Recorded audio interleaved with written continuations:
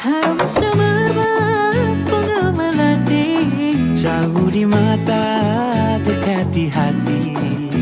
Ketipak-ketipung sayang, baju raya dah beli ke sayang. Kalau sudah mari beraya.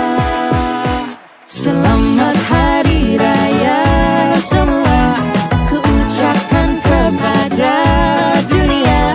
Pelita pun dah menyala, tengah tunggu datang sana saudara. Selamat Hari Raya semua. Saya Muhammad Rizalmi bin Dahman, Pengetua MRS Anniversary, dengan ini mengucapkan selamat Hari Raya Aidilfitri buat tuan-tuan dan perempuan.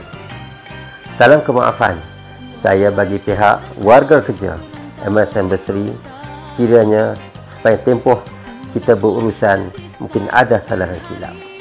Namun tidak dilupakan juga agar kita semua dapat menyambut Aidilfitri dengan penuh kesyukuran dan juga keinsafan. Dan pastikan kita sentiasa berada keadaan selamat sejahtera walau di mana saja kita berada. Ingat pesanan saya, mudah-mudahan Aidilfitri ini memberi 1000 makna buat kita semua. Assalamualaikum warahmatullahi wabarakatuh. Selamat Hari Raya Aidilfitri, maaf zahir dan batin. Daripada saya, tim unit Kecemerlangan Akademik, ketua-ketua jabatan, guru-guru dan semua anak-anak pelajar MRS Anniversary, selamat bercuti, jaga diri, jangan main becun. Daripada saya, salam Aidilfitri kepada semua warga MRS Anniversary, warga Mara, kepada ibu bapa, para pelajar dan semua umat Islam di seluruh Malaysia. Maaf zahir dan batin. Assalamualaikum warahmatullahi wabarakatuh. Salam Aidilfaizin, salam Aidilfitri, salam Hari Raya. Di kesempatan pada Hari Raya kali ini, saya ingin mohon ampun dan maaf sekiranya ada tersilap dan tersalah. Dan saya ingin mengucapkan selamat Hari Raya kepada seluruh warga MRS Anniversary. Dan saya juga mewakili bahagian co-curriculum untuk mengucapkan selamat Hari Raya Aidilfitri, maaf zahir dan batin. Assalamualaikum. Saya Cikgu Jalil, Ketua Guru Asrama. Dengan ini mewakili semua guru asrama mengucapkan selamat Hari Raya Aidilfitri, maaf zahir dan batin kepada semua guru dan staf MRS Anniversary. Dan juga kepada pelajar-pelajar, selamat Hari Raya, maaf zahir dan batin. Nanti balik kampung, jangan makan banyak-banyak. Jangan lupa kerja sekolah yang cikgu bagi tu. Dan semoga berjaya dunia dan akhirat.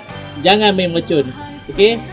Kami wakil staf dari MRS Anniversary ingin mengucapkan selamat Hari Raya Aidilfitri, maaf zahir dan batin. Selamat Hari Raya Aidilfitri, maaf zahir dan batin.